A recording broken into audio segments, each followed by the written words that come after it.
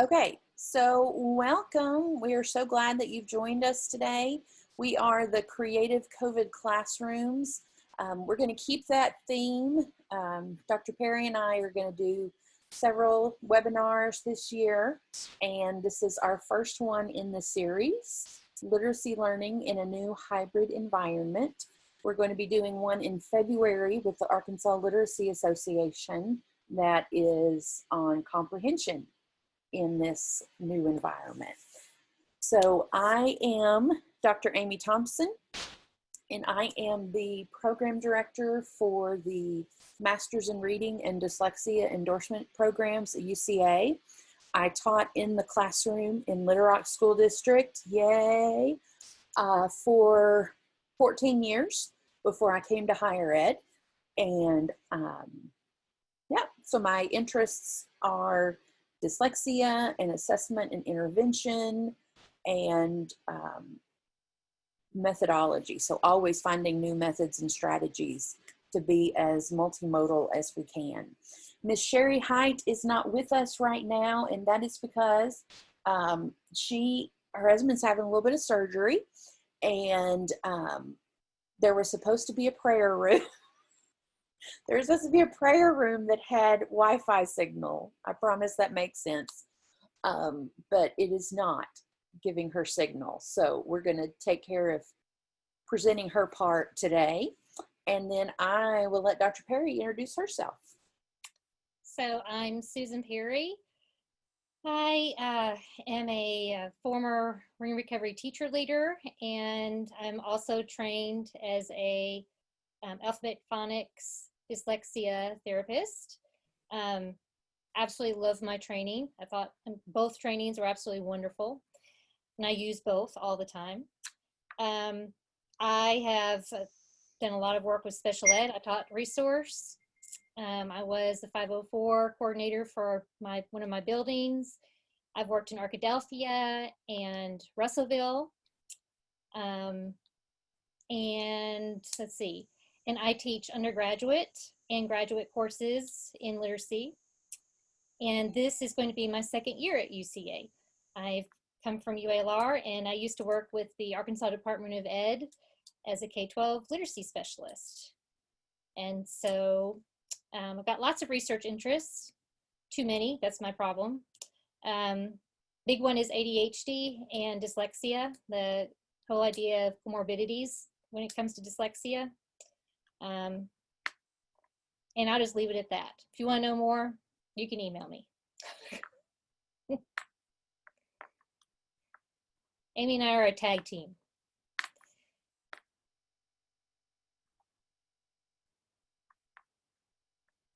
Amy, you're muted. Nope, now you're muted again. How about that? Thanks. I do want to share with you about graduate programs here at UCA. That's part of the reason that we are able and willing to put on this webinar series for you this summer. So we have many endorsements and master's degrees that you can choose from. So if one of these is interesting to you, at the very end of our presentation today, you will have a link to fill out so that you can get your PD credit and for an evaluation. And on there, you can also choose any of these areas that you're interested in, and we will have someone contact you.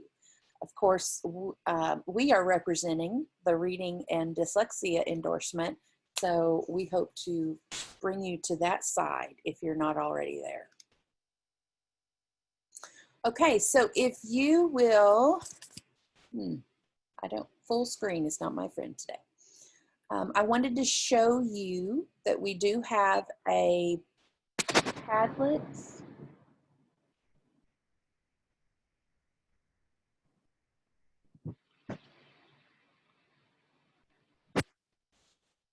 And I'm going to open that up for you.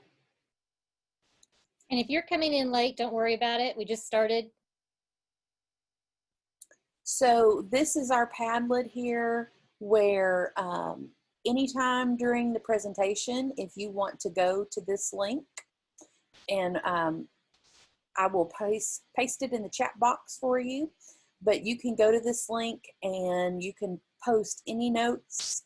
If you think of something that you want to share, or if you have a resource that you want to share with us, anything as you go along, if you want to paste it here, we'll come back to this at the end, and then we will share this with everyone after the session is over. And this is also where we will post our link to our slides so that you can have access to everything that's clickable. Okay, so let me put that in the chat box for you.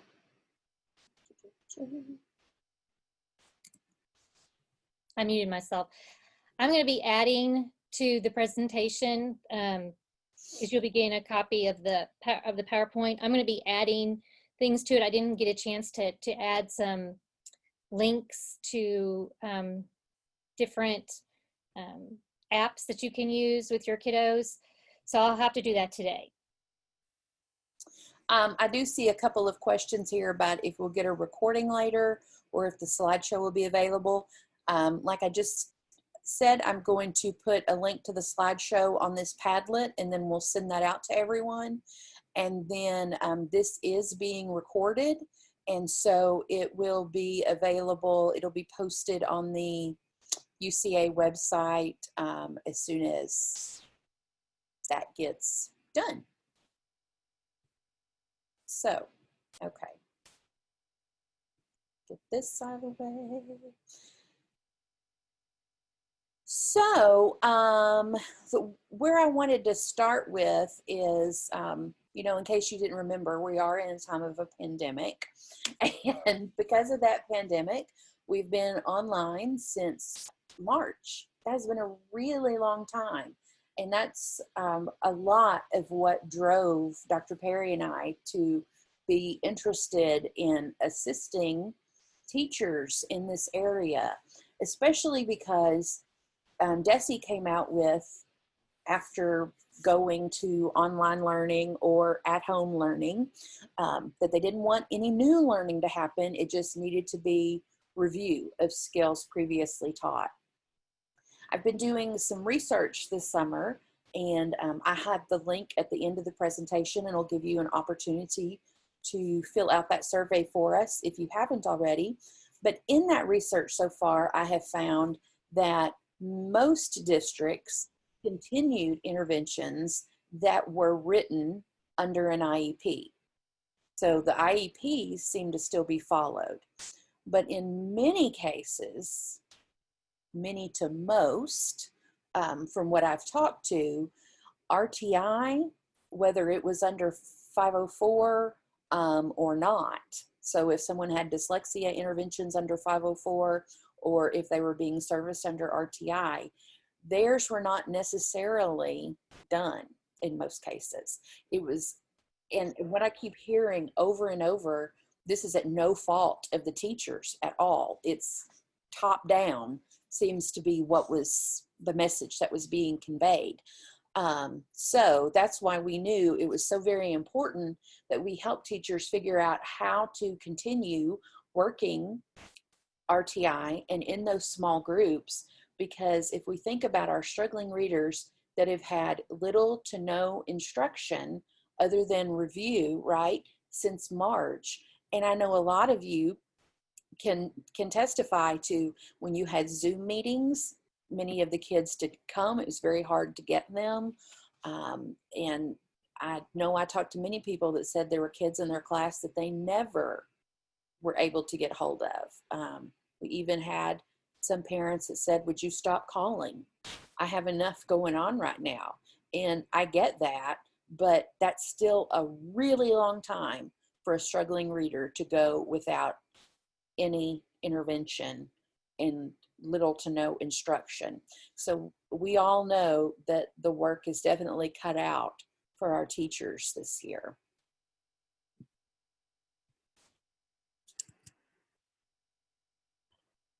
All right, so I Also wanted to tell you what this means for the struggling reader, and where this leaves our readers. So when we think about the Matthew effect, if you've heard of that, it's derived from Matthew 25:29, where the rich get richer and the poor get poorer.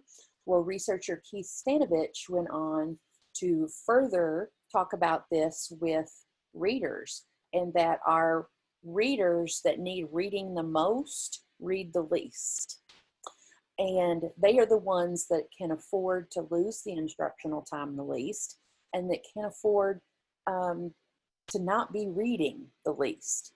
And then we all know that socioeconomics plays into it. So those in mid to high socioeconomic groups were likely able to hire tutors for their students to be able to continue their interventions. But what about those that were not able to do that, or parents that would have been able to before but lost jobs because of the pandemic and weren't able to? So we have a lot of things that have been going against our struggling readers. So I'm going to let it go to Dr. Perry now, and she's going to talk to you just a little bit about RTI and the law before we get into how we're going to help you make this work. Okay, I'm going to share my screen. And hopefully everybody can see it. If you can't, let me know. I have actually done presentations where I've been talking the entire time and no one tells me that they can't see what I'm talking about. So let me know if you can't see something. Okay, so what I want to do is a poll real quick, if you don't mind doing that, Amy. So what the poll is going to be is, have you implemented RTI? Okay, and you've got, just basically, yes, you work directly with all of your students. You were able to directly work with some of your students, or no, I was not able to work with your students for some reason or another. So I have a nephew, while we're doing this poll, I have a nephew and he has an IEP and he's also getting dyslexia intervention. And I've been working with my brother on trying to get him services, because unfortunately he was one where the services were not given for whatever reason. There's lots of reasons, we understand that. But so I understand, I really do understand both viewpoints. And I am concerned about our kids not getting the services that they need. So, wow, Amy, we're Yep. still getting some in, but 8% they were able to, and looks like almost split 49 some, which is great, and then 43 none, which is concerning. And again, I found this is what I was finding in my research, and not surprisingly, this is not at the fault of teachers at all. Yeah. Again, it's coming from top down or internet issues. Jennifer, I think, mentioned that over in the chat. So definitely there are lots of things to overcome. Yeah. And I know bandwidth is a big issue. I mean, we're having problems with this bandwidth issue this morning with Sheri having problems getting on. So we understand, we really do. It's just, how can we work around it is basically what we're trying to. So keep on putting in your, answering the poll if you just got in, because I really do want to see what the output of that is going to be. Although I think I may have to end the poll in order for them to see my screen. Is that correct? Yes, I'm going to end that now. Okay. Thank you for giving us that information. We really appreciate it. Okay. Do I need to hit share results? You can if you want to show it. There you go. There we go. So far. Well, that's what we had up to this point. So you're not in it alone. Okay. That's all I can say. You're not in it alone. Okay. So I'm going to talk to you briefly about the law. So one of the things that I want you to have is the documents that I've looked at. And so what I've tried to do is list those documents for you. And if for some reason you can't get to those documents, you can email me and I will get those documents to you somehow. What I think is very important is that if you find something that you didn't know when we talk about the law, what I don't want you to do is go to your principal and say, Susan Perry said. What I want you to do is have the documents with you and for you to be able to talk to your administrators about it, because the documents that I used were from the Department of Education and from the Office of Civil Rights. So, I tried to find the best documents for you. Okay, so beginning really quickly, so RTI, there is a difference between RTI and Section 504. I'm not going to cover IEPs today very much. I might touch on them a little bit, because both of our students that have dyslexia interventions are covered under Section 504. Or if they're not covered under Section 504, maybe they should be covered under Section 504, or then if they are not covered, then maybe that they're not having any academic issues in the classroom. But so for RTI, basically you're looking at those students that they do not have a disability and they're not having challenges in the classroom. Okay, so we want to make a major difference between that. But with Section 504, you're looking at a person with a disability. And most of the time when we're working with kids in Section 504, we're working with specific learning disabilities. And basically what's impacting them is their learning, their reading, their thinking, and their ability to communicate. So 504, this is purely anti-discrimination. And what's concerning to me is that I've been talking to some people, and this is of private schools. And I said, so what are you doing for your 504 kids? And they said, oh, we're a private school, we don't have to deal with that. Well, not necessarily so. If you're receiving federal financial assistance of any kind, you are responsible for those kids. I just want to make sure that that's very clear. Now, if you have a child that's in 504, and Amy's going to be watching the chat board. So Amy, chime in if I'm talking and somebody has a direct question for me. Will do. So those kids that are under Section 5, they are entitled to a free and appropriate public education in the least restrictive environment. Now, what does that look like? I have looked at many different documents and from the government, and they are saying distance instruction is perfectly fine. You can also, if you can't do it with internet, you can get on the telephone. And I know the telephone's not the best, but you can use the telephone to offer intervention services as well. Some kids don't have a computer, I understand that, but most of them have a phone, from my understanding. Okay, so I honestly did not know we were going to be working with so many people from all across the United States. So honest, I looked at Arkansas, and I know all of the states have different dyslexia laws, but some of the things that I really want to talk about with the Arkansas, because we do have an excellent law that is there to cover our kids. So when we're looking at level 2 dyslexia screening, if you have a child that after it's been determined that after level 2 dyslexia screening that they need additional help in the academic environment because of dyslexia, they need a Section 504. And my concern with this and why I'm bringing this up is because I'm seeing and I'm hearing about a lot of kids that probably need a Section 504 plan, but they don't have a Section 504 plan. And that concerns me because if they don't, then they may not be getting those accommodations that they need in the regular education environment.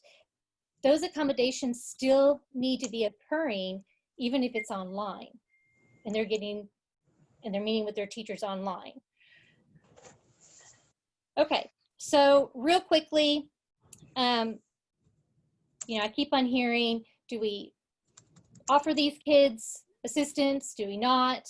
So the Department of Ed, they came out, and there's the document, I gave it to you.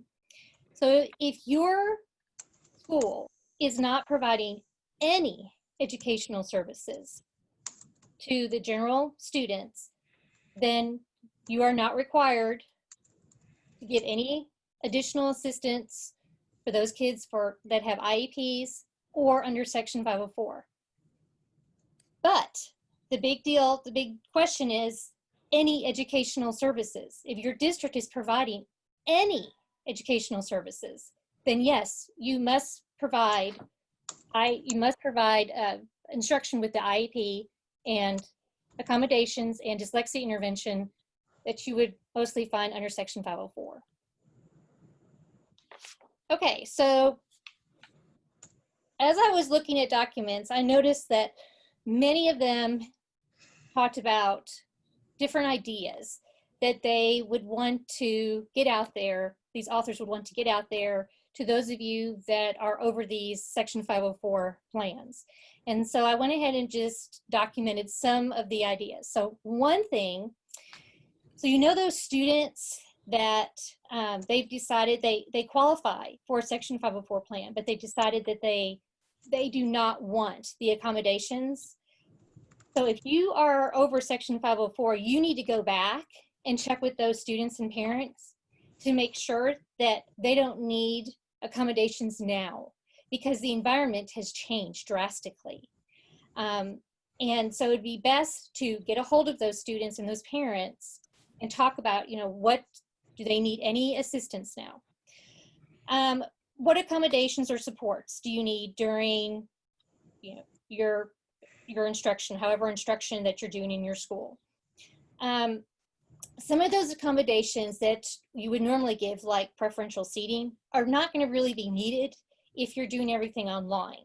Where if you're doing it online, which you might, an idea might be that those teachers, the regular ed teachers, get any type of reading material, and I'm talking directly for those kids that are dyslexic, that the regular ed teacher gets that reading material to those kids ahead of time, like a day or two ahead of time, that they're going to be using in class. That way they will have somebody that will be able to read it to them at home, because you may not be able to get to them to help them with reading that material. There's lots of other different types of accommodations that these kids might need. It depends. It's all individually based, and you all know that. Okay, so if you go back to the Arkansas Dyslexia Law, Part B, it talks about if they want to, let me go back. If the student has functional disabilities, accommodations or equipment for the student shall be provided. So, something to look at is, do they need equipment? What is it that they need in order to meet their Section 504 plan? Oops, went too far. Dr. Perry, we have a great question that fits right here. Okay. Does every child that displays the characteristics of dyslexia need a 504?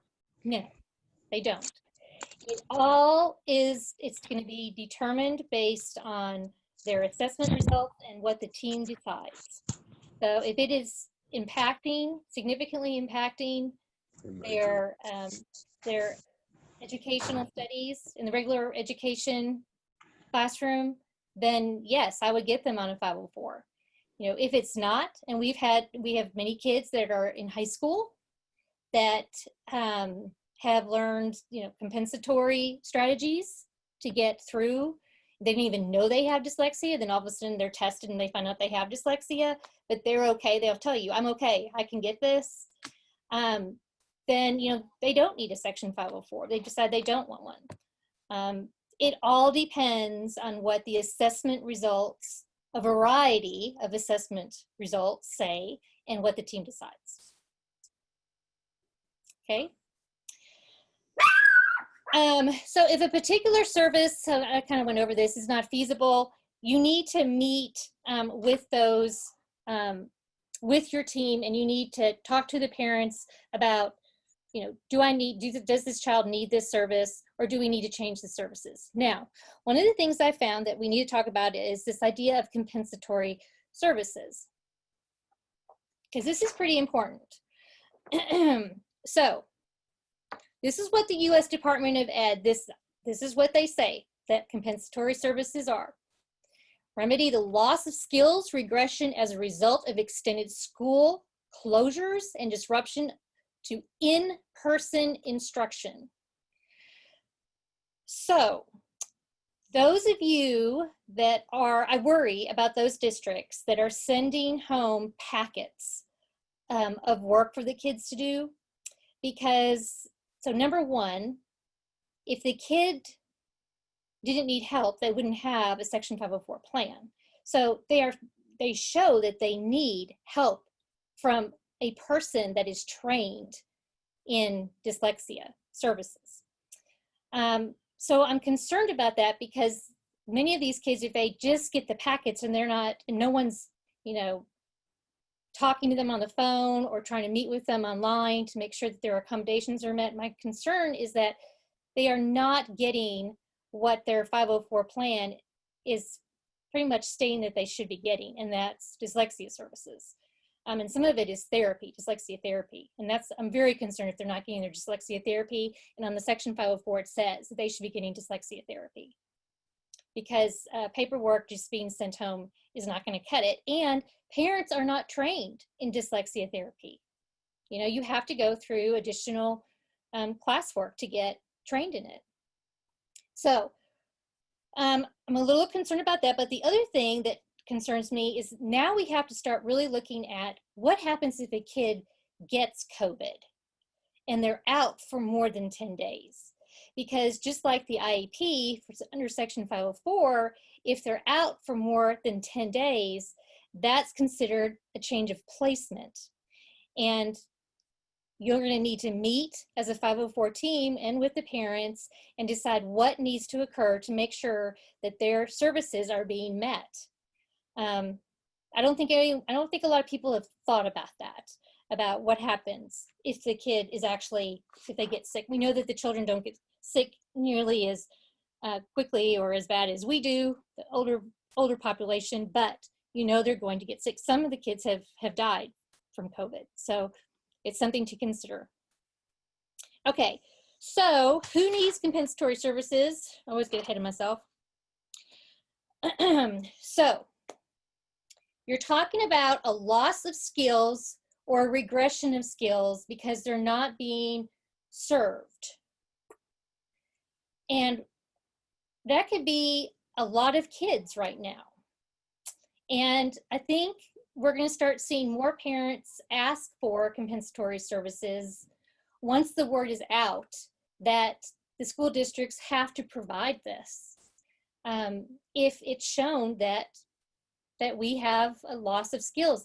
And guys, you know it, you know, the population that needs our help the most are the kids that we serve, that the interventionist serves, that special ed serves.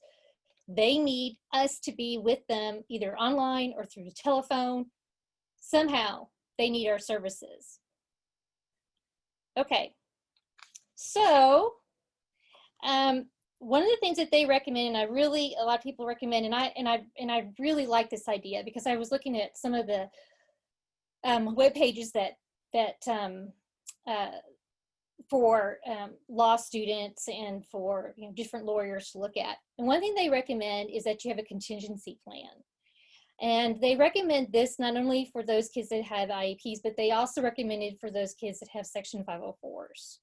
And that way, everybody knows what's going to happen if the kids are either sick for more than 10 days, or if the school is closed, but they're giving instruction virtually or however it is that you're doing it.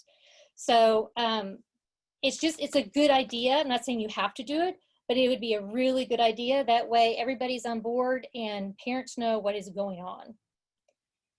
Okay, so just quick evaluations and reevaluations for 504. Basically what this is saying is that if the IEP teams are not required to meet, same thing for 504 committee members.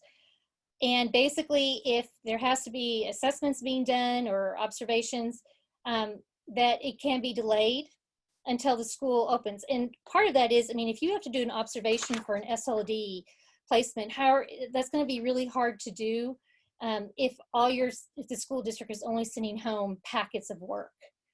You know, you need to see them interacting in the classroom. So some of this stuff is going to be, you know, very difficult to do. And that's the reason why they're saying that. But right there, the document that I've got this from is all there for you to look at. Okay, so this brings us to AMI. This is what Arkansas uses, Alternative Methods of Instruction. And what I want to talk to you briefly about, and this is where I think a lot of teachers, this is where they were told that it says we suggest here, with respect to introducing new content without adequate instructional support, instead we suggest mastery of essential standards that have been taught up to this point. So basically, here's the deal. They're not saying that you can't introduce new material, but if you introduce new material, you need to have that instructional support for those kids, either regular ed or under Section 504 or IP. They have to have that instructional support. So a lot of our districts did that. And I understand why they did that. It came to us, I mean, this COVID problem came to us very quickly and we had to do something. But we've had this summer to consider options. My concern is for those schools that have decided to continue just sending home packets of work for kids to do at their own pace. Number one, you know, it's hard for students to decide what their own pace is going to be. And then we've got parents that do not have the training that we do. And we're asking them to kind of be the teacher. And that really worries me, especially when you're coming to dyslexia therapy. It's kind of like, you know, asking a parent, you know, to teach their child about obscure A. I mean, that's crazy. They're not going to know what that is. You know, I went through training for 2 years to figure all this out. So if your district is still doing these packets that are being sent home, I would just talk to your administrators and see if there's anything else that can be done. There's lots of other schools that are doing this AB, where the students, they go to, my husband teaches chemistry at a school, and what they're doing is this AB method where the kids go, they have a group of girls that go, they're the A group, that go on Monday and Tuesday, and it's the same group of girls, and they're going to be at the school on Monday and Tuesday. And then the school, they bought a fogger, one of those foggers that you can use. They're going to fog the whole school down on Wednesday, and then on Thursday and Friday, the B group is going in. So the students are going to be at school, but then they're also going to be getting work online to do at home. Also, the students, if they have technology, they can go ahead and link with what's going on in the classroom and actually do group activities with those students there in the classroom. So learning is continued all throughout. Okay, so a couple other things. This lower part of this paragraph, schools should be reviewing existing student data to determine where students need support. Guys, if you're an interventionist, this is what we do, okay? If your principal is saying we cannot introduce any new content, then you say, well, that's okay, because this last portion of this paragraph is exactly what I do. And so there's really no reason other than if they don't have a telephone or if they don't have an internet, that you should not be giving services to those kiddos. And by the way, if you cannot give services to those kids when school gets back in session, then you're gonna have to be doing some compensatory services for those kids. And compensatory services can also include some of the examples I saw. One of them was that you give them extra tutoring after school, or you tutor on holidays to try to make up for that loss of instruction. This might be a good time for me to pop in and hit you with some of these questions that are coming. Okay. There's some great questions and then a couple of comments. Okay. On the compensatory services, you had talked about how if the student is out, then they can get those if they're out for a major illness. What if teachers are out for a major illness and there's a long-term serve? Does that qualify them for compensatory services? It does. And basically what the compensatory services, if you go back, let's see if I can find that. Let's see. So this is disruptions to in-person instruction. So yes, they can. Then should a distance learning plan be specifically added to 504s? Honestly, if it was me, I would. If that is what your school is doing and they're trying to do this over distance learning, I would definitely add that, because there's so many of you on this and so many of you are from different parts of the US. I don't know what COVID is like in your area. If you're seeing an increase in COVID cases like we are in Arkansas, if I was in charge of 504s here in Arkansas, I would be putting it in every kid's plan. I know it's a lot of work, but I think it will really show good faith to those parents. Then there's been some very interesting comments. And I know I've been watching the governor very closely every day, listening to see what he comes out with about education. And we're hearing some of these same comments and how that's translating into the districts. Some have been told that AMI is gone and that everyone is expected to do blended learning. Awesome. Which I have heard that blended learning is, that is definitely what the governor says. That's great. However, we have some comments that ADE said that the school districts couldn't do an AB day. So, and I don't know. My husband's school is doing that. Are they private? It is private. Yeah. So that's why I wonder. And then comments about that from what they're hearing. And then this is what I understand too, that very little is going to change as far as how school looks. There'll be an online component for those who don't want to attend in person, but the rest of the kids, they will be teaching in person. So it's going to be a full schedule, all 5 days. And there's comments that the governor didn't like the AB scheduling. So he wants them going 5 days a week. Well, time.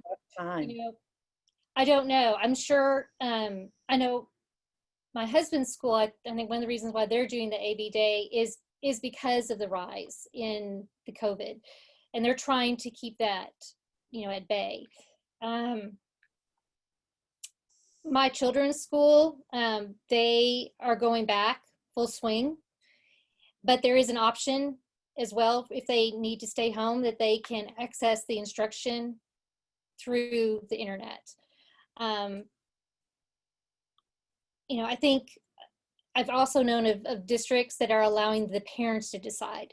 They have, they can go full time or they can do it over the internet. My concern, I'll just tell you this, because I have 2 children, my concern is social distancing. We've got, in Arkansas, we've got this mask order now, so they're gonna be wearing masks, which is great. So number one, I have a special educator, and I've worked with lots of kids that have ADD and ADHD and have behavior issues. I worry about keeping those masks on the kids and possible behavior issues because of the masks. So I'm a little worried about that, but also social distancing. If you cannot keep those kids 6 feet, I've heard 4 to 6 feet apart, I really worry about the rise of COVID cases because a mask, yes, is going to help, but if you can't keep that social distancing, how is that going to look? What is that going to look like? So I think, I think all the I think the schools around the United States, I think they're looking at what the governor says, I think Florida, if anyone's here from Florida, I think the Florida's governor has said that he wants them to go full time. But I guess it's up to the governor to also work with the individual school districts and the individual local areas. I don't know if I answered that question or not. You did, and there's some great comments going in the chat. We could do a whole session just on discussing how this is going to look. I know I talk about it all the time, and you all are living it, just not, there's a lot of how in the world are we going to, especially I see pre-K, social distance. Oh my goodness, no kidding. Just social distancing alone, little less putting a mask on if they're required to wear a mask. So definitely. Yeah, my daughter is 14, and she's already telling me how horrible it's gonna be for her to wear a mask all day, and I don't blame her. I mean, it's hard. I know it's going to be very hard. I just think most schools, though, that I know of, they have options for parents. In fact, every school that I've heard from, they all have options for parents, and how that's going to work. I think it's just different for each school district. But yeah. So the other thing I want to talk to you is, again, I want to look at, for those kids that are on tier 2, intervention plans, you need to be thinking about, if they are in a remote setting, how are they going to be getting those accommodations? How are you going to be checking in on them? How are they going to be getting that instruction? If those kids need additional practice and that's noted on their 504 plan, or if you're working with them in your RTI tier 2, if they're not on 504, who's giving them that additional practice? What if they have my concern is those that have lack of foundational skills. For those kids that have dyslexia, I'm very concerned about that. If you're asking them to read a play in high school, and their reading level is at a 2nd grade reading level, or 5th grade reading level, how are they going to do that? Who is going to stand in and help that child, because they're not personally there with you at school? So these are just some things to think about. Okay. So by the way, this is one of my last slides, and I just want to talk to you about this. So for Arkansas, I found this interesting, that all the schools, when they sent their AMI plans into the Department of Ed, these are the things that were covered. They had to address every single one of these in their AMI plan.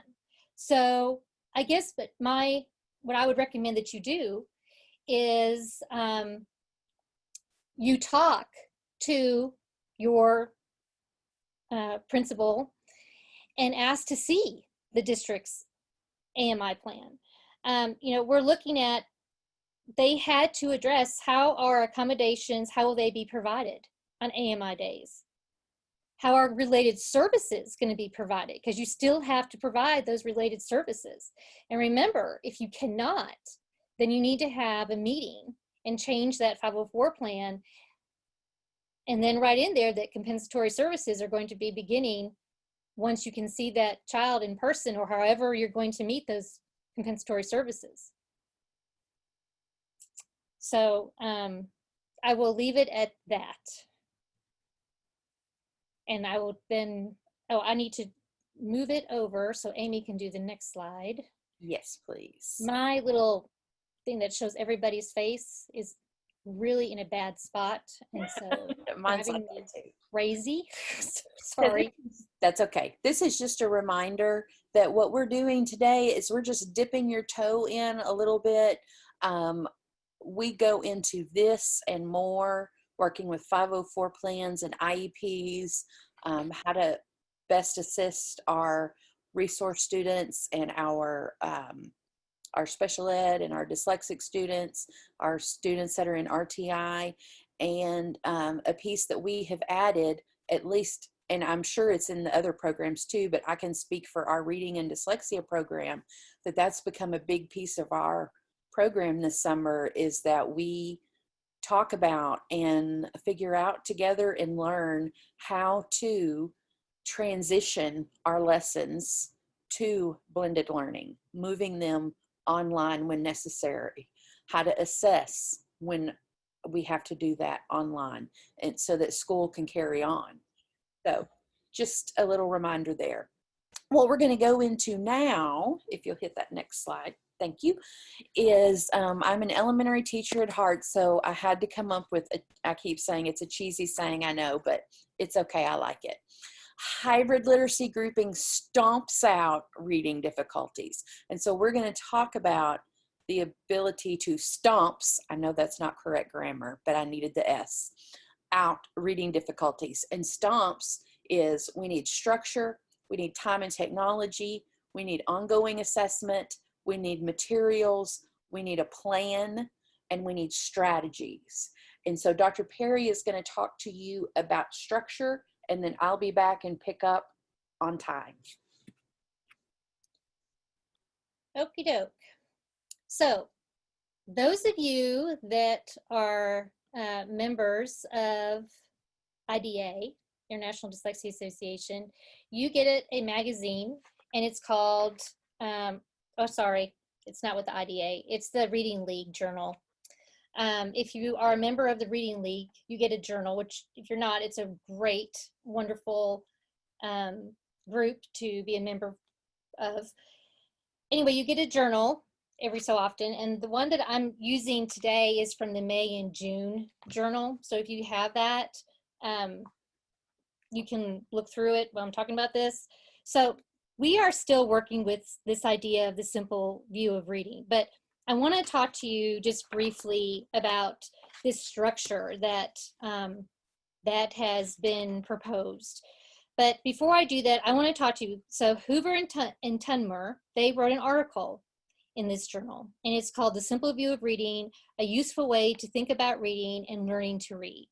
Okay, and I'm going to read, this is very important, I want to read 2 quotes from them, from this journal.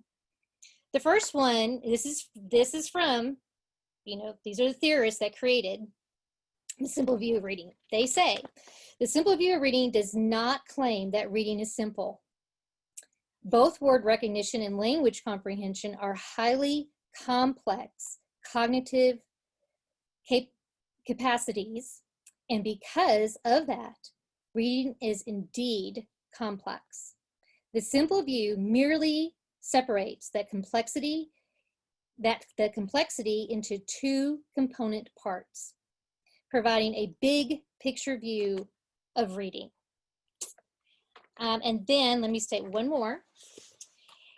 By itself, the simple view is not a model of reading development. It does not state how reading develops over time, but the simple view can help us understand the development of reading comprehension by looking at how development within each of its components typically changes over time. So, with that, I want to talk to you about this, this graphic. And this graphic was created, her last name is Kim. And what she has done is she has looked at the hierarchy that is needed for you to look at word reading and this listening comprehension to help with your reading comprehension. And so I really love this, because what she's done is she started with the hierarchy from the bottom up. And the only reason why it's typed like this, if you look at the actual printed chart or the printed picture that's in the journal, you can read it, but when I copied and pasted, you couldn't read it. So I went ahead and I retyped it for you.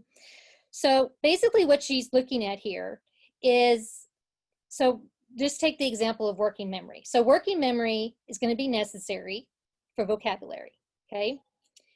And that's going to contribute to your higher level cognition. Now that's going to contribute to your listening comprehension, and then that's going to contribute to text reading fluency and reading comprehension. So that's kind of how to read it.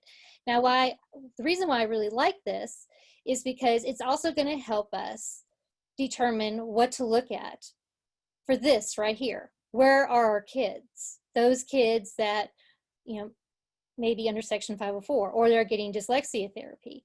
Which group might they fall in? And with that, I teach assessment, graduate assessment class here. And one thing I tell, and I know Amy does too, all of our students, is that it's not just based on one assessment. And you always have to be progress monitoring using a variety of methods, because just because a kid can read a word individually by itself does not mean the child is going to be able to read the word in a text. So I just want you to remember that during this pandemic, that we still have to progress monitor, and that we still have to look at the child on a variety of points to see what does that child need. I'm not as concerned about, it is important to know, what section they belong in, but my sole concern, and anybody that knows me will tell you, are the needs of the child being met? Whatever those needs are they being met? If they don't meet one of these quadrants, I really don't care. I still want those needs being met. And that's what you're going to have to consider when you're providing services, however your district is doing that. Because if not, looking at compensatory services. Okay. Oh, and then I was going to show you this. This is a video that Sheri viewed. And basically, she just wrote a brief summary. We're not going to be able to watch it because I believe it's an hour long. But it's just a really good video that you might want to consider when you're looking at putting your groups together and meeting with them online. And Amy, I'm going to give it back to you. Possibly. I'm going to stop my share. Okay, thank you. The chat room is burning up, so you're about to be busy. Okay, that's fine. I'll be looking. I'll be checking. I'm trying to keep up. Okay, so we said that we are stomps out reading difficulties. I promise I know that's bad grammar. Okay, she talked about structure, and now we're going to talk about time and technology. So those are two key points when you are thinking about doing small groups. When we think about time, it is easier to facilitate a small group online. I know when I was teaching in the classroom and I tried to have small reading groups, it was always, oh my goodness, what am I going to do with the rest of these kids in this class? Because little Johnny is going to act a fool. It always happens. So the nice thing about this is you can schedule these based on your availability, the child's availability, and you're only having to worry about that group of kids. So that is a really big plus for online small groups. For scheduling, you can use like a Google Doc, GroupMe, Remind 101. If you schedule your students back to back, you can use the waiting room feature in Zoom like you all had when you came into our webinar today.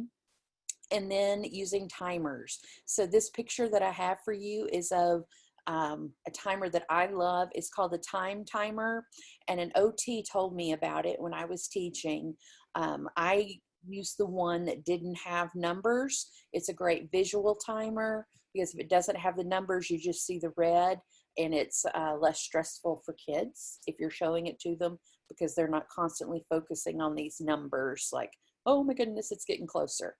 I looked up, and Apple and Android has the Time Timer as an app, which is fantastic. And you can have the one that has numbers or the one that doesn't have numbers. And because of COVID right now, they are free. So if you need a timer, this is the best one I've ever used. So I definitely encourage you to get it, especially since it's free.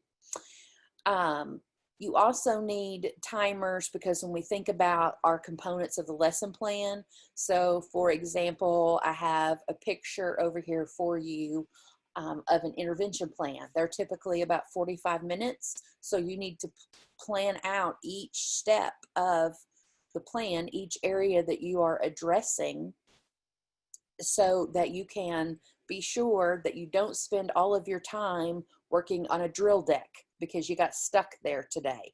You only spend, 2, 3, 4 minutes and then move on to the next thing. I love Tim Shanahan. If you have not read his blog, then I encourage you to Google him and just sign up for his blog. Everything that he says is golden.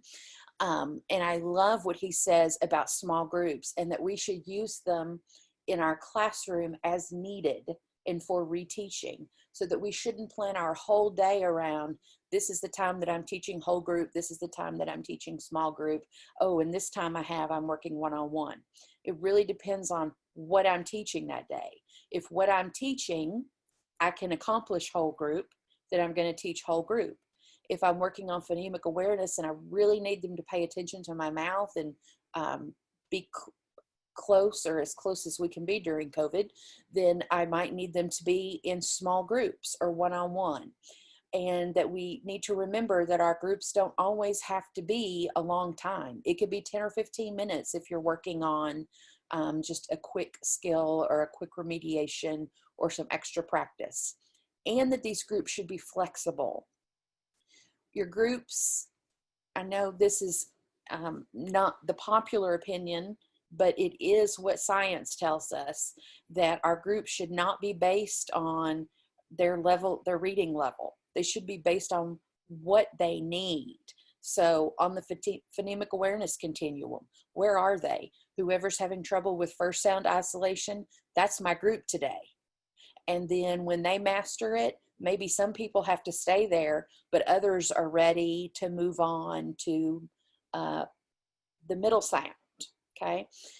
So not to forget that, but to remember that for RTI, our small groups are a must. That is a requirement for RTI. That's the whole reason we have them in there. So there's a difference in using our small groups instructionally and using them for RTI purposes.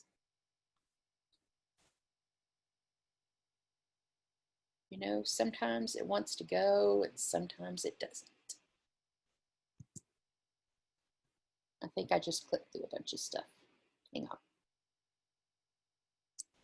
Okay, so also in time and technology, you need to think about the technology. So I know others were talking in the chat room just a little bit ago about schools purchasing Chromebooks or being able to purchase iPads. You need to decide what your students have access to. I also think it depends on what you're doing.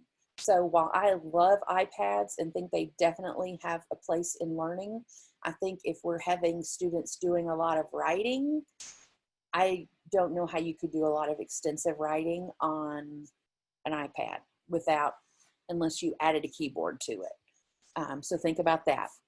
Just like was mentioned in the chat, we always have to think about our speed of the internet and access. So if our students have access, and then just because they have access doesn't mean it's great. My husband works at home all the time, so we have to have like a business level internet, and it is expensive, and everybody doesn't do that. He has to do it because that's his job, but all of our kids are not going to have that in their room. So we have to think about their speed when we are building these Google Slides and finding these different technologies that we want to use, because we want to try to make them not so graphic heavy so that it will slow things down. A webcam is important, and most of the webcams now come with a microphone in them.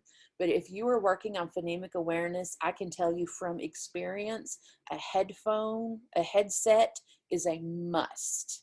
I've been doing assessments this summer, and one of those that I did was the CTOP with a couple of students. And if we had not had headsets, both the student and myself, it would have been very hard to be able to distinguish always what sound she was making. So That's why those are really, really important. And then the other thing that we have to consider is the student setting. So we can have everything perfect and conducive for small groups and all of this other stuff in line, but then we don't know, or we need to find out where our students are going to be doing their work. Are they going to be able to have work with me in a small group, in a quiet room, in their room or an office, or somewhere by themselves? Are they going to be in the kitchen in the middle of everything going on and brother and sister are running around? You know, what's going to be going on in the background that you're going to have to fight against? Hey, Amy, can I ask you a quick question? Because Uh-huh. I'm looking at the chat. Yep. Um, um, let's see. Someone wanted to know about a particular headset. Kelly Fountain wanted to know if there's a particular headset that you would recommend, because there's so many that are out there. There are. I will add that to the Padlet. Susan, if you'll help me remember, Okay, I'll I add got it. that to the Padlet because I always ask my husband, he's the technology person, Okay, and I always ask him, and he just tells me what to get in that matter. okay. I will put that down. And then another question was, if they're meeting with their students face to face, how do you do group work? And I have someone recommended, and I've seen this too. They have these plexiglass dividers. Yeah. Um, You know, it's so much is going to depend on your districts too, because some districts I'm hearing are not going to allow any group work to happen, no sharing of materials. So that's really going to depend on partly what your district sets. I think if you are having group work, those plexiglass pieces are definitely things that I would use. I would also consider a mask. My soon-to-be daughter-in-law, she's on here.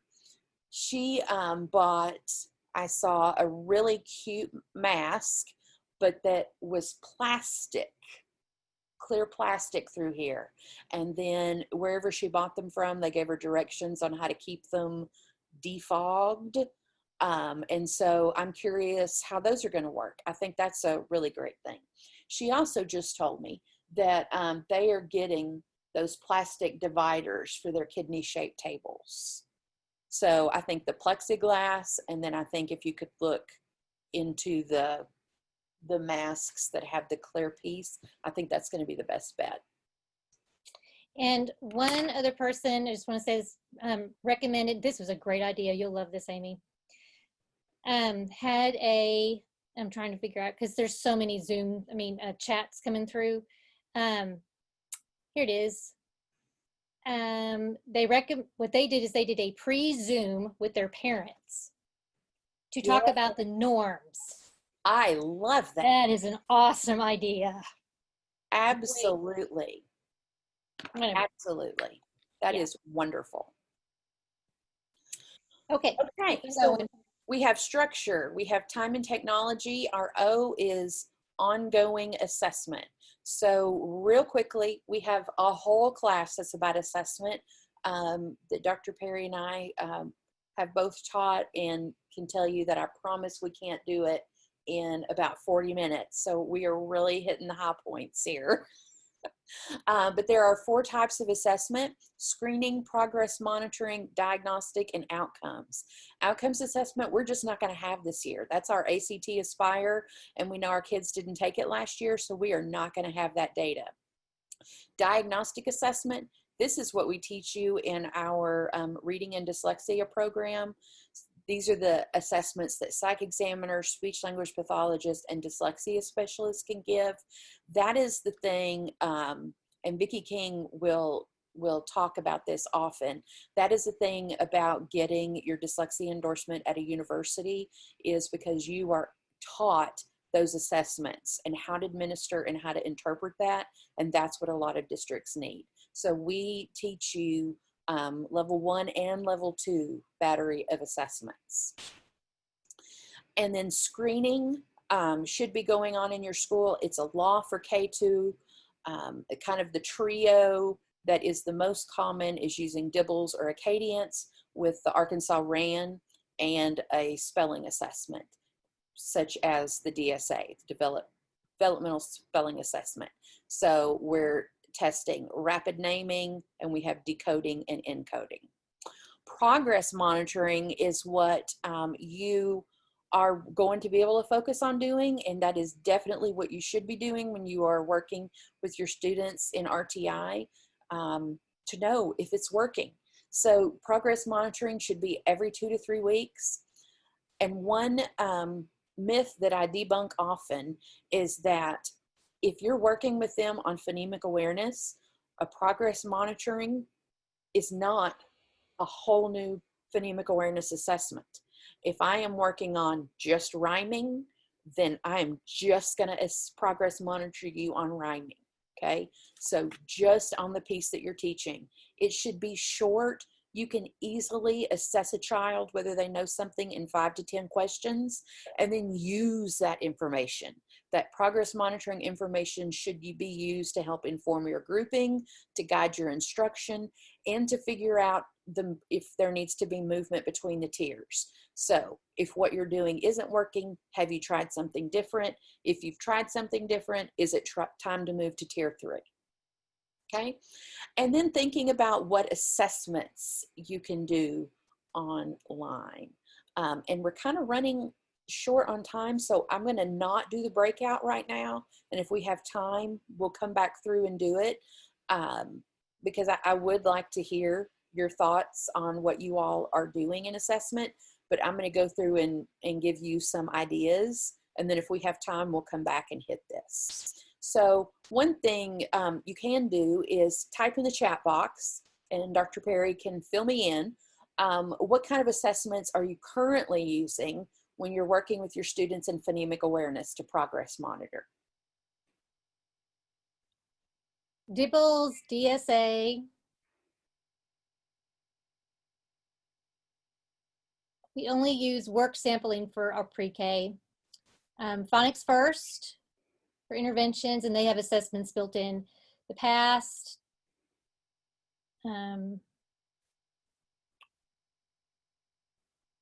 iStation, I'm not familiar with that. Yep.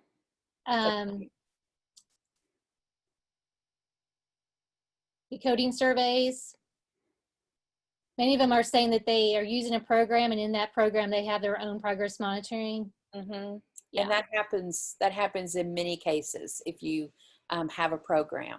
So phonemic awareness, I want you to think about many of those things were phonemic awareness, and some of them were phonics. So we need to remember when we're talking about phonemic awareness, that is oral only. So you can't use any print, no letters, no words. You could use pictures or auditory. So I have a link here to 3 phonemic awareness assessments that I use quite often. One is the Pro-PA. It's on an iPad. It's about $35, but it is the best $35 you will ever spend, because you can administer this assessment and then it generates a full parent report with graphs. So you don't have to do any of that work. The PASS is a very common phonemic awareness assessment, and then Kilpatrick's PASS is one that's used in many schools. So all of those have whatever skill that you're working on with your students, you could take a portion of and use as progress monitoring. And then don't forget pictures, and I'll show you in a minute how you could use Google Images. Some helpful hints are, if you think that you're going to have a hard time hearing or you really want to focus, the great thing about Zoom is you can record the assessment. So record it so that you have a backup. That headset is super important, and I'm going to get a link to that posted on our Padlet. Turn that volume all the way up so that you can hear. You need to sit really close to the camera and over enunciate, because in phonemic awareness, we need to show them about how our mouth looks when we're making the sounds. And in order for them to see it, we got to give them a close-up, okay? And really over enunciate. Don't forget about pictures, and then also remember that these do not have to be formal assessments, okay? So this is something that you could easily do online. I threw this together in a couple of minutes with Google Images. So do these two words rhyme? I looked up images of dog and log. There they are. Boom. What sound do these three things start with? And they should be able to give that back to me. You can also make a recording of yourself where you're asking them questions. Like, what's the first sound in saw? And then they could have to record themselves and say it back. Okay. Phonics, dibbles is definitely a great one to do. The nonsense word fluency is going to give you the most bang for the buck when you're looking at decoding, because they can't memorize those. They're nonsense for a reason. And that's where we know that they are using their decoding skills. The diagnostic decoding surveys are linked here, and those are ones the State Department recommends. So I always suggest here, share your screen so that you can both see the words that are supposed to be read. Record whenever you think that you need to. Even if you don't use it, you have it. And then remember, they don't have to be formal. The one thing I do want to caution you about is going and finding something on Teachers Pay Teachers or super worksheets. I've used all of those. There is nothing wrong with many things on those sites, but you have to be cautious. Because what if I had just taught, let's say I'm teaching syllables and I had only taught open and closed vowels, open and closed syllable types, sorry, open and closed syllable types, and then I gave this assessment. There's way too many things on there that I would not have taught yet. That's not just open and closed syllables. So you need to remember that. Also, looking at it to see, maybe we've only worked with 2 syllable words. Well, there's 3 syllable words on here. Are they ready to do that? Are there irregular words listed, and have you taught them about those and what they should do with them? So be really careful of your sources. For fluency, why don't you type in the chat box what kind of things you all are using for fluency?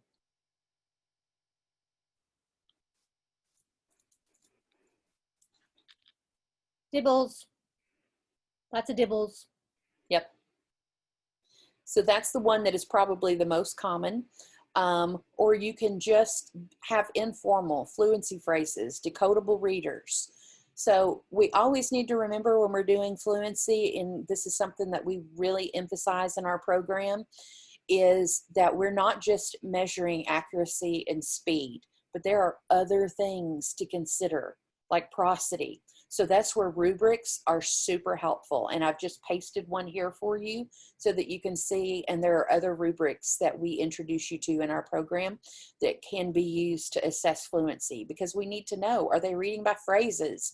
Do they have any, are they robot reading? Is there any intonation in their voice? This is one, again, share your screen when you're having them doing readings. I absolutely would record fluency assessments. If anything, you have that, you can save those as examples of progress. And remember, they don't have to be formal. What about comprehension? What are y'all using for comprehension progress monitoring? Someone mentioned for fluency that they are using Reading A to Z. Yes, They have a great fluency assessment component. they do. I love Reading A to Z, and I also love that they have a great and growing set of decodable readers. So that's definitely a great one to invest in. Moby Max has some stuff. They do. They do. Other things that you can do for comprehension is just simply getting them a passage, having them read it, and the best way you can tell if they knew and understood what they were reading is, can they retell it to you? Okay. Again, share your screen. If you want to record it, you can. These do not have to be formal. Okay. So we have structure, we have time and technology, we have ongoing assessments, and now we have materials. So when you're thinking about your materials, Always remember to check your resources, make sure that it's a reliable source. And then before you do your group, make sure that it's working. Just because it's working 2 days ago doesn't mean it's going to work today. Make sure that if anything needs to be downloaded, and if it does, letting those parents know ahead of time, and then making sure that the materials that you're using are achieving your objective. I love technology, but I don't love technology for technology's sake. No one has time for that. If it doesn't achieve your purpose, if it doesn't help meet your objective, don't use it. And we'll have more on this in the strategy section. I have several links here for you, and you're going to have access to all of these. But this is one that I created at the beginning of the summer because I had so many students that are teachers saying, hey, we're doing AMI and I don't know what to do, help. So I created this AMI resources page, and then our current students and alumni also gave us some great ideas, and that is continually being updated, but there are tons of resources on there. So I would invite you to check that out. I have it in every area of language arts, and then we have things in there for things for teachers, newsletters, and webinars. My soon-to-be daughter-in-law also has done the great Bitmoji classroom. She said I could share it, so I'm going to. I know you all saw these if you're on Facebook, all over Facebook this last weekend. I know I did, but it is so awesome. These are so cute. I love she even has her little mask on, and there's their little dog, Jack. But what I really love is what she showed me is in her literacy classroom, they have Wilson. And so they have a Wilson room that she has a link to. And I could not make these work the other day, but she can and knows how to do it. But these are the charts that were scanned in. And then here are your tiles. And I swear she showed me, I don't know. I have to figure out how to use it. But she showed me how you can use these letters to build words. I was supposed to find this out before today, and I ran out of time. But if you have not dug into the Bitmoji classrooms, you need to go dig in because they're cool. Other things are, this is a Padlet. Sheri that was going to present with us is working on using Padlet to build a digital sound wall. So this is really cool.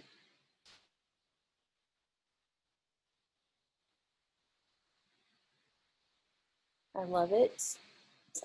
And then other links here are these links from Toy Theater are for Alconin boxes and working with letters. This is the alphabet bridge, so it has where alphabet letters are missing, so to fill them in. I love this word wall website. Oh my goodness, if you have not been here, you need to go there today. They have tons of everything. So here is a CVC VCE word sort. So I love this. You just click start. It's already done. And we just drag and submit your answers, and then they're going to grade it. And you saw that was just one of the many things that are here. If you use Barton at your school, there are even these created for Barton lessons in here, which is awesome. But there's tons of stuff. You could just sit here and be here all day. Newsella, you definitely need to use. If you haven't, it's great for current events, building background knowledge. If you haven't read The Knowledge Gap, you need to go read that. Go get it today. Talks about how that's what we need to be doing in our students is building their knowledge bases. And so Newsella is a great way to use that and for comprehension. And then this really cool word wall. This is customizable. So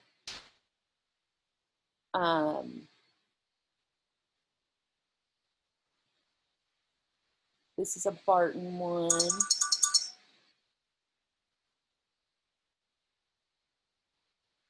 I probably need some directions there. And I think that I have word wall on there twice. Yes. Okay.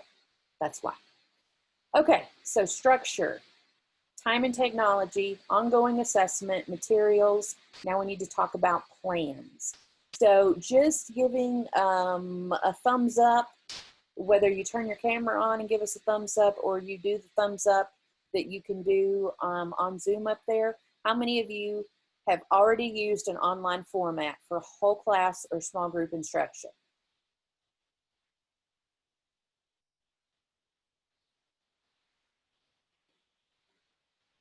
You can see the reaction buttons at the bottom of your Zoom screen.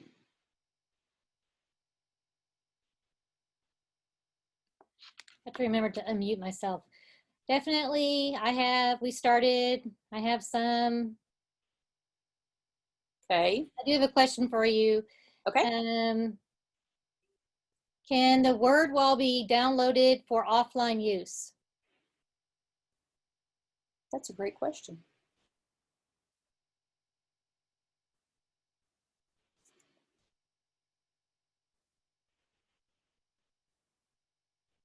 I don't know that it can.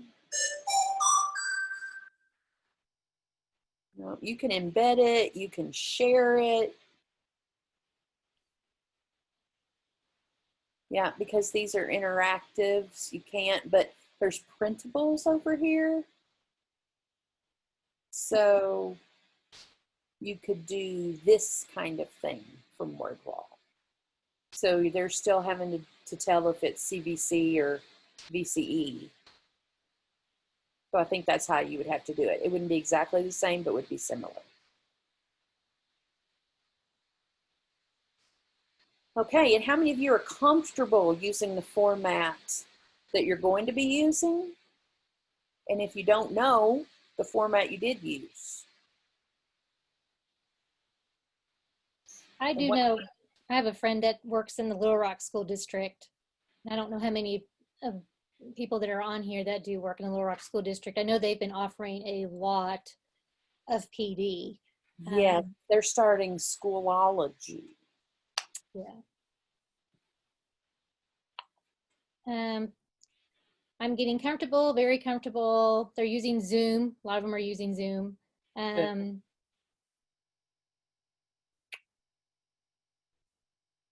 Somewhat comfortable. Some of them are starting something new, they were told.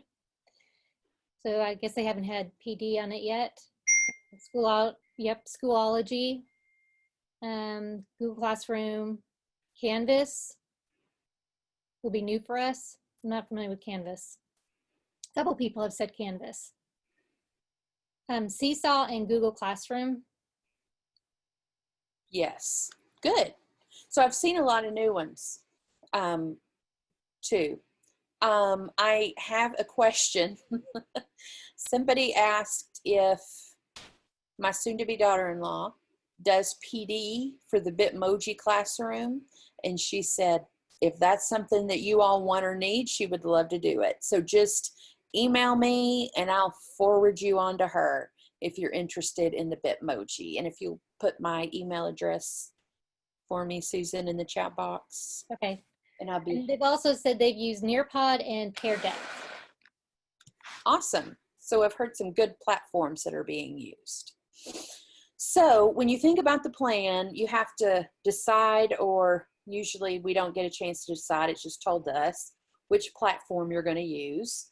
If you have a choice for the video, I would give you the advice of trying both Zoom and Google Meet so that you can see which one works best for you. You also need to think ahead about materials. So I loved it. When I was working on my survey this summer, one of the focus groups I did, a parent said, it was a school in Conway, Florence Madison. Yes, yay, Florence Madison.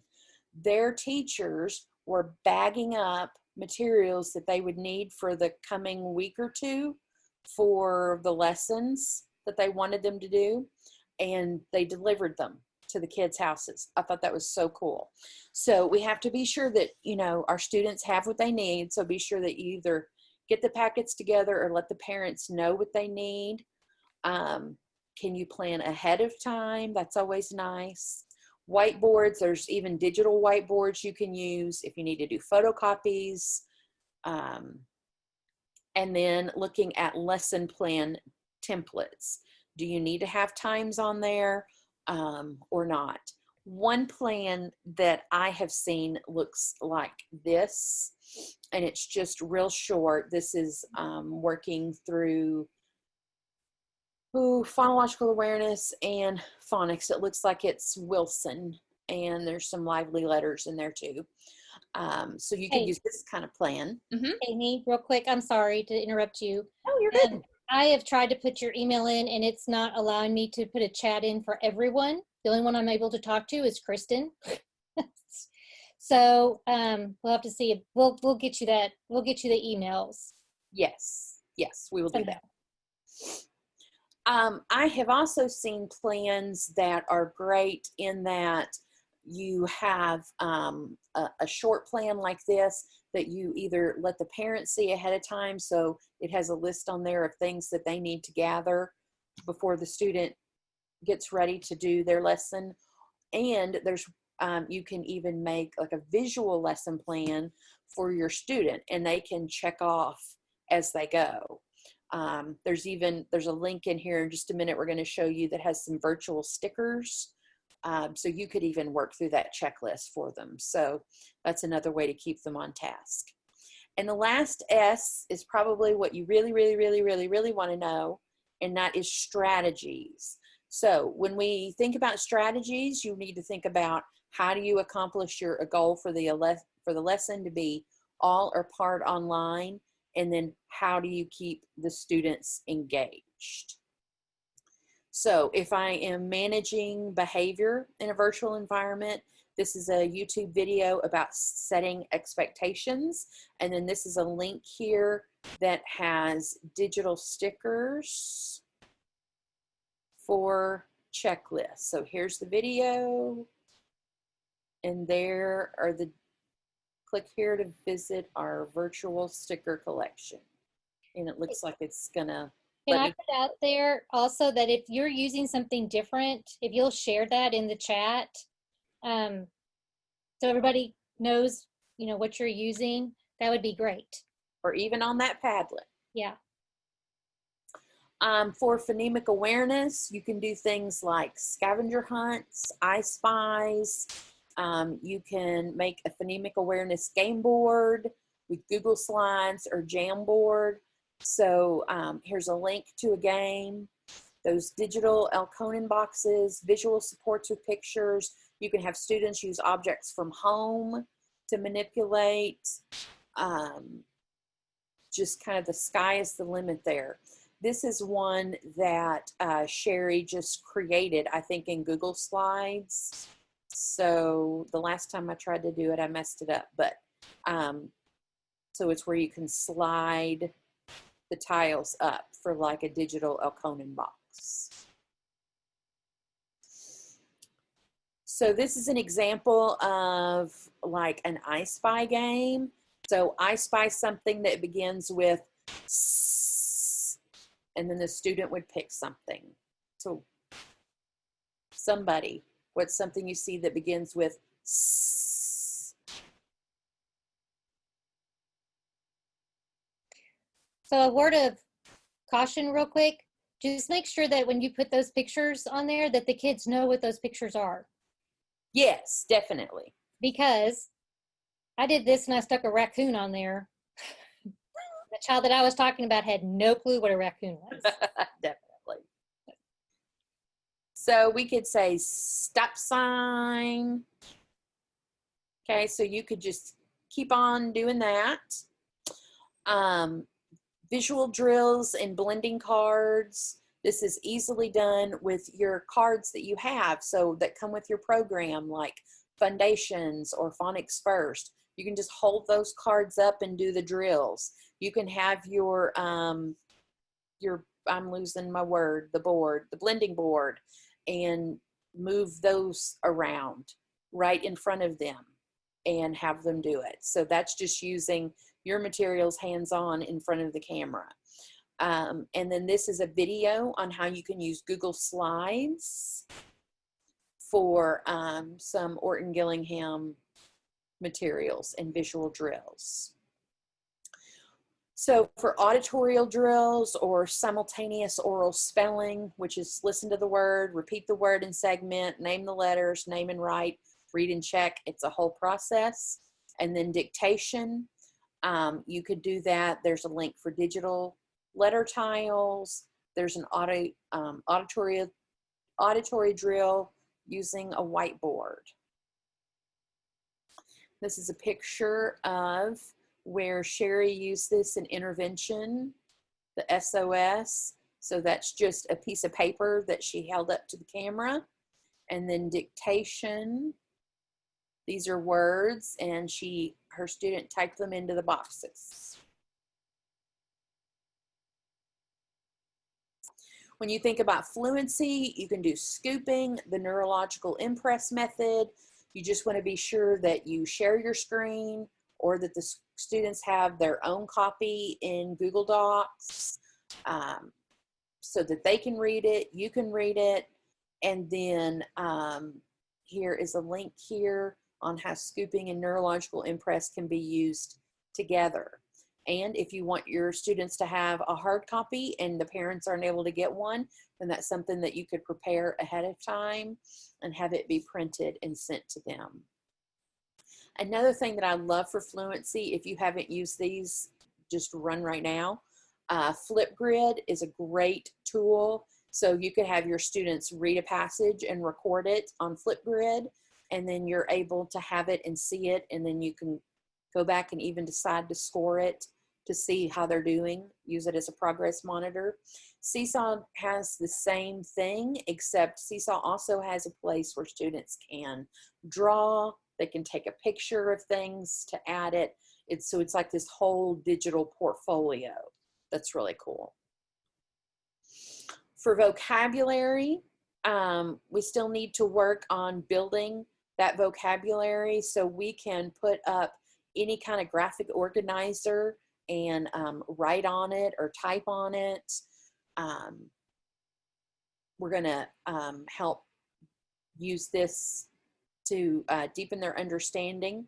There's also this really great site called Answer Garden, and this is one that I just made yesterday that says the prefix UN. So you could be studying the prefix UN, and then you can ask your students to go here and put in all of the words that they can think of that start with UN. And so they just type it in, and there it goes. You'll notice that that got larger and bolder. That's because it's been entered twice. If I add it a third time, well, it must know it's me. But see how these are smaller because they only have one, and this one has two. So students can put what has already been there. You can do this to deepen their understanding. So you could put a word up on that site and ask them to list what that word looks like, you know, like what it really is. So if you put rabbit, what does it look like? They could list what it feels like, what it smells like. This can build their understanding of morphology. You can work on Greek and Latin roots. These can be great exit slips. And then for comprehension, just don't forget those graphic organizers, and you even have these great QR codes that can still be used. You need to engage that background knowledge, verbally ask questions. There's a link here about brain-based doodle notes. We teach in our program about sketchnoting. That's a great strategy. Story maps, concept maps, and then exit slips. So if you will, we're going to take just about 5 minutes, and I'm going to paste this link in the chat box. And if you will go to this Padlet and add to it any kind of strategy that you have used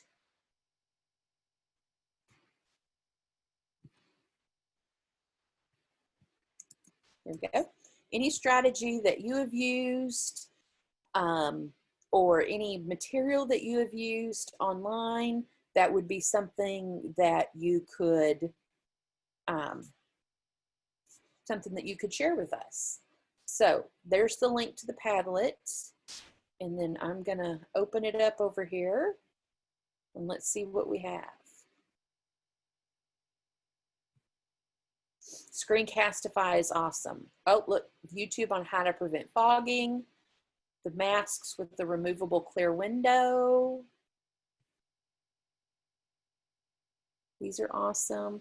The way that you do this, if you've never used Padlet before, you just click on this plus sign at the bottom and it will bring up, there we go, somebody did boo. Oh, boom cards. I thought that was it. And you just start typing. I love boom cards. I have just discovered those. Those are so cool.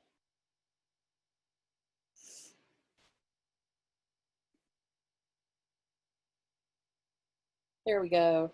Dr. Perry has put our email addresses here. I saw Google Forms, Google Doc. That's a great way for students to work on it together, especially if you're working on revising and editing.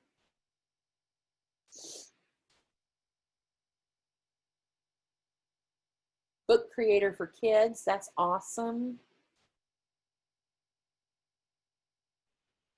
Yes, Facebook has the Bitmoji craze for educators. I have seen that all over the place. I like playing quiz games together. You can use Kahoot. You can use all different kinds of things. If you haven't tried Nearpod, that is definitely one to try. Quizlet.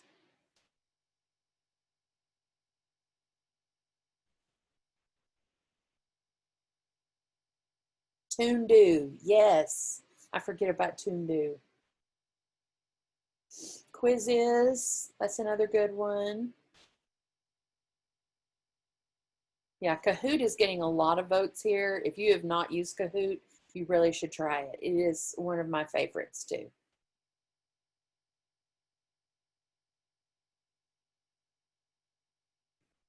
Pear Deck, definitely.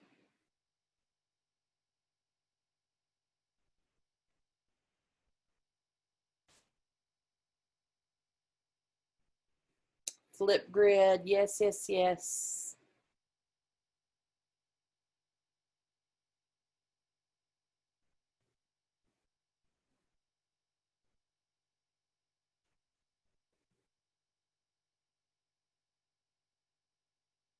Any others we can think of? Jeopardy. Oh, yes, my kids always love to play Jeopardy. Slip and slide with Google Slides. Now, I'm going to have to Google that. Edupuzzle.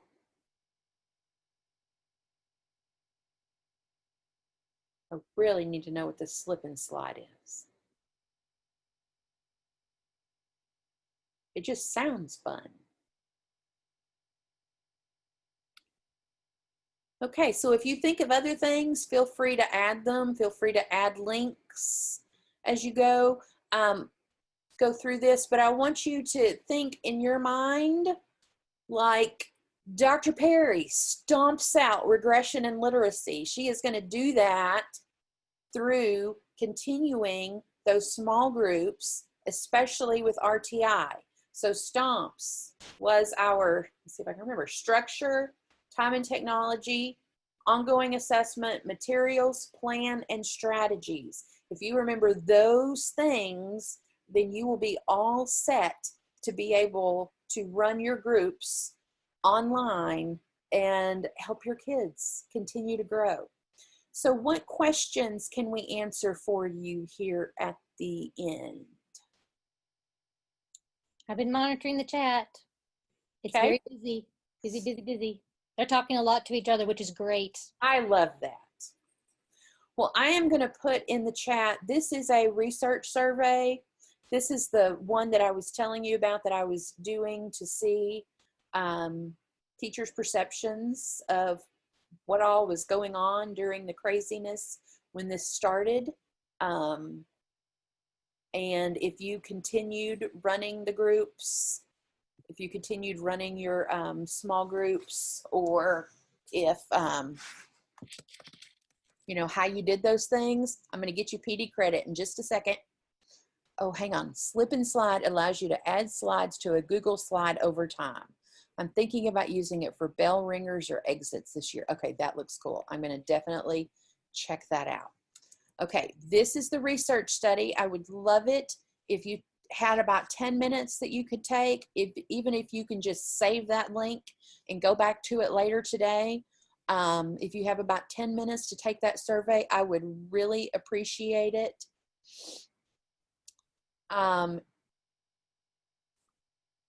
This is our last shameless plug for our graduate programs. We would love it if you joined us. If you learned anything today, it is just a taste of what you would learn in our program. And if you're interested in other programs, we have wonderful, wonderful other programs. So please be sure that you know that you can contact either one of us and we can direct you to who you need to be in contact with. So I have a few questions before we talk about how to get the PD credit. If we download resources to a jump drive and provide intervention verbally over the phone, will we be covered on the laws for 504 and IEP? Intervention verbally over the phone, will we be covered under the laws?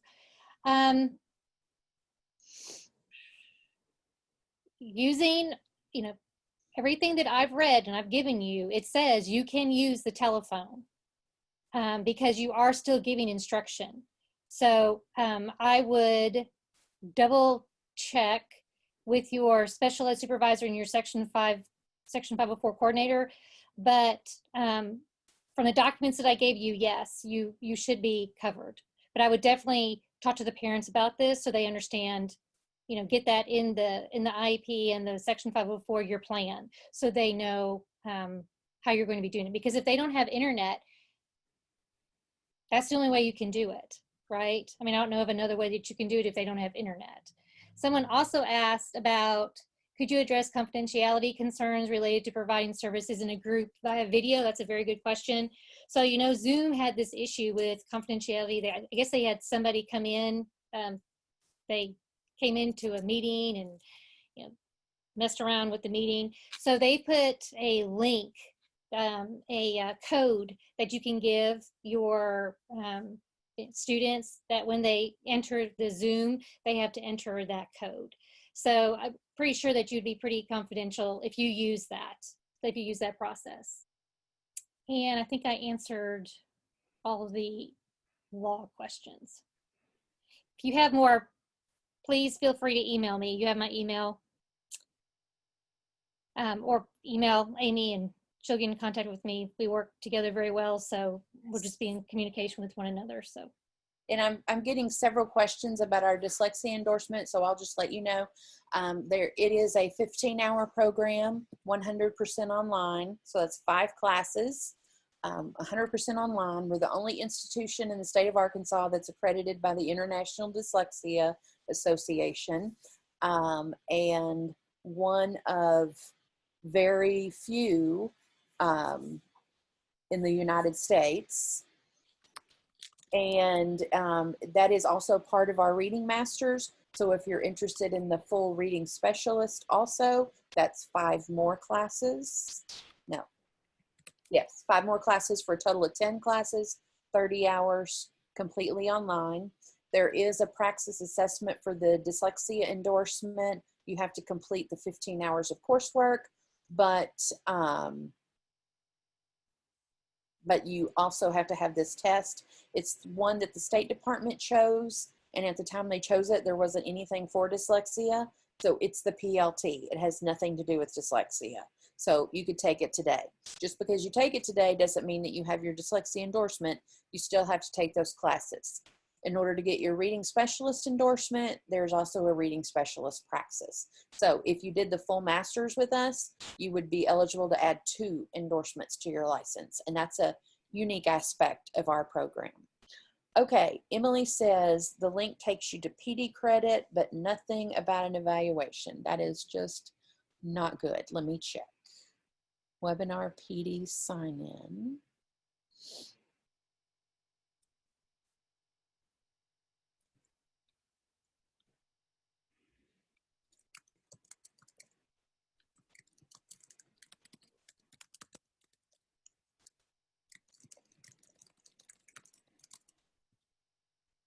Let's see. I'm just trying to click through it real quickly. Oh, well, that's lovely. No evaluation questions. Melissa, are you still with us? Yes. Do you have, will you have a list of who all is here or who all attended today? Absolutely. Oh, Okay. it's saying it's working. It says that you have to do the, let's see, I'm trying to, everybody's chatting so quickly. You have to complete the PD credit first, and then you will have the evaluation link. That's what I was thinking. I was thinking after you fill out the PD credit part and click next, then it takes you to the evaluation. Gotcha. Okay. Can you resend the link? Some people are saying they never got it. The evaluation link or the PD?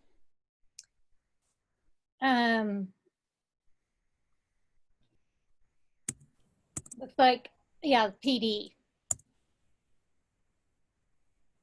Some people got kicked off because of their connection. No problem. That is the PD link. Cindy says it did not take me to an evaluation. Devitt said it didn't take you. Does it put a link? It didn't give me one either, but does it put it on the screen or email it to you? I'm gonna check here. On the very last thing, after I completed all the pages, on the very last thing, it says, if you would like to be part of a focus group or interview, you could go to this Google form link, but it doesn't say that we had to fill it out. It says, if you want to participate. I don't know if that's the same thing we're talking about. It's super tiny at the bottom.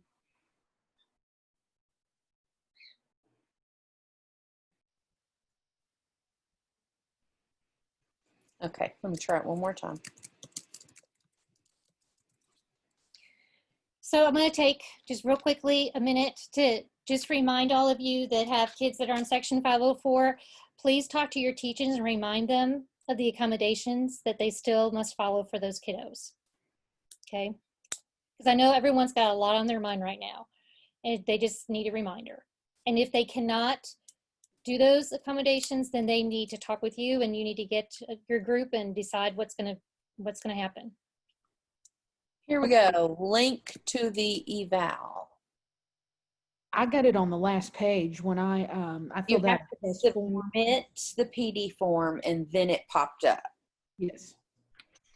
So I just pasted that in the box in case anyone still didn't get it. For the separate eval, the link. And if there's something that you wanted covered and we did not cover it, please let us know. So we can include that, or we can get that information to you.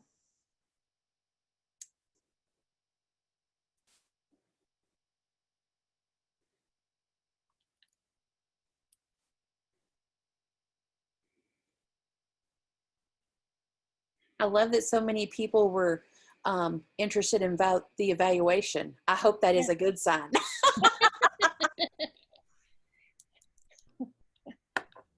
We are doing this again for those of you that have friends that you want to tell us about. When is that?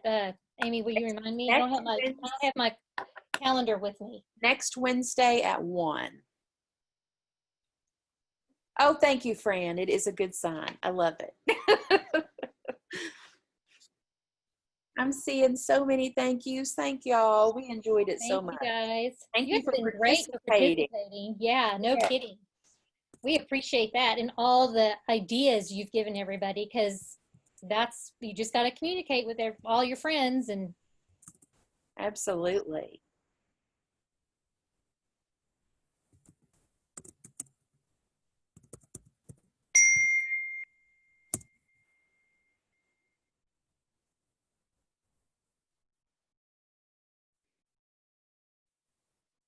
Oh, thank you, Stacy. I'm glad that that's working. We both live for evaluations. Is very important to us, honestly. I look at my course evaluations every semester, and then something changes because of that. I mean, that's how we get better. So I appreciate you all for filling that out. And if you believe that I should go over SPED, some of the SPED requirements, really SPED hasn't changed. I mean, they haven't changed anything in SPED. But if you feel like I need to add that, let me know and I'll be happy to do that. I love law, so I have no problems reading stuff when it comes to law. Jamie, that list is in our presentation that I posted the link for, but we will also get it emailed out to you too.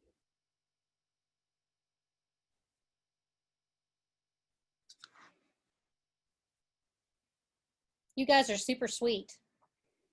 Oh, Kanisha, I'm so glad you said that. I love it. There you go, Dr. Perry. I didn't see it. On 504. Okay.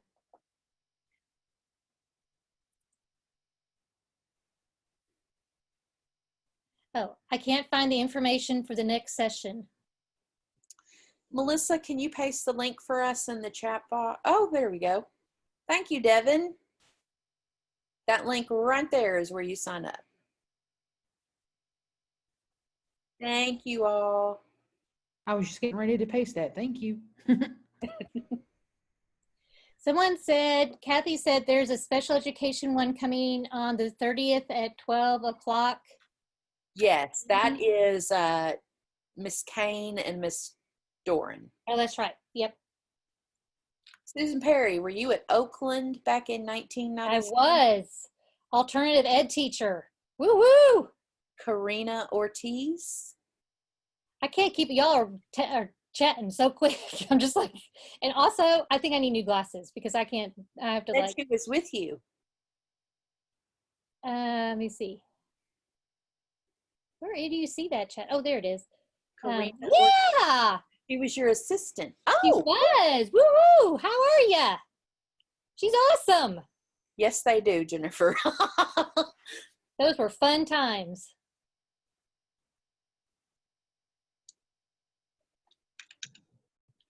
I'm here, Susan. Here you are. Hey, how are your kids? Oh my gosh, they're grown. Oh, I bet. I can't imagine. Oh my goodness. I didn't want to be on here. I don't have no makeup, and You look great. You look wonderful. I have 3 boys. My 2 oldest are teachers. Yeah, they'll be teaching the 3rd year teaching. And Wow. yes, Aris Jr. teaches high school math in Searcy. Jonathan he'll be teaching 3rd grade in Fayetteville. And my Albert will be a junior in high school. Oh my goodness. Yes. And yes. you raised a bunch of teachers. That's what we need. Good Well, teachers. Hey, unlike Albert, he says, I'm not going to be normal. I don't want to be a teacher. Oh, so good to see you. I was wondering about you. That's wonderful to see you. Well, you have my email. We need to chat sometime. Yes, definitely. I'm so glad you said that you knew me because nobody knows me other than 2 people, you and Lisa Lawrence. So I think, the only 2 people I know that know. Yeah. Everybody knows Amy. Oh, yes, you all are allowed to leave. You all are busy. Arcia. Put that in chat. Yes, We love nice y'all, and seeing we you. can stay here and chat as long as you want, but we're done. Thank you.